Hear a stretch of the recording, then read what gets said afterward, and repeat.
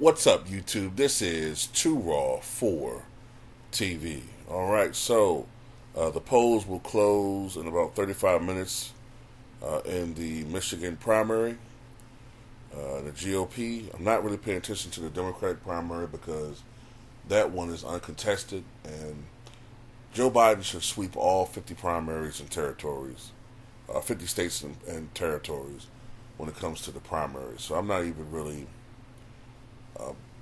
concerned about Joe Biden. He's going to be the nominee by near acclamation, by near unanimous delegate count. The only race that's somewhat competitive is the race between Donald Trump and Nikki Haley.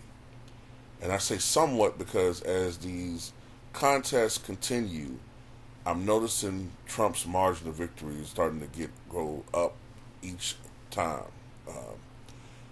He's won each race. He won the Iowa caucus. He won the New Hampshire primary.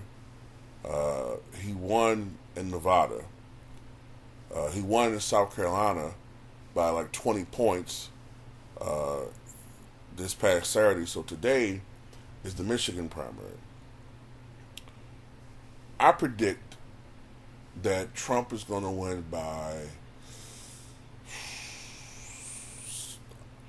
I'm going to go with 32 points. I'm going to go 65% for Trump, 33% for Haley, and the other 2% for minor party candidates, somewhere along that range. Of course, I could be a little bit off, but that's pretty much how I see this particular race going. I honestly don't understand why Nikki Haley is still running at this point. She lost her home state. It's going to be diminishing returns for her as she keeps losing each particular race, but the left-wing media is going to make excuses for her, saying that, oh, well, she should be the voice of the opposition.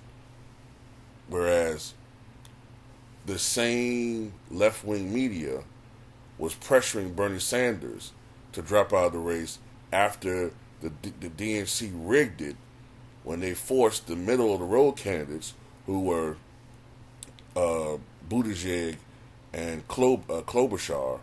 Remember that? They dropped out in 2020, but Elizabeth Warren stayed in. Why? Because Klobuchar and Buttigieg were the centrist, middle-of-the-road Democratic candidates who were taking votes away from Biden.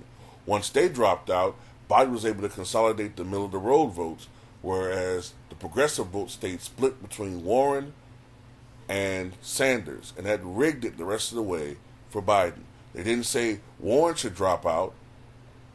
They kept saying Sanders should drop out. That's the bias of the left-wing media. And Sanders had actually won some primaries. But anyway, back in 2016, the last time the GOP contest in Michigan was contested, Trump defeated Ted Cruz, which was a much closer contest. He got 36.5% of the vote. Ted Cruz was second with 24.9%. John Kasich, the former governor of Ohio, was third with 24.3%. Marco Rubio was fourth at 9.3%. Ben Carson, who at that point I think had dropped out 1.6%.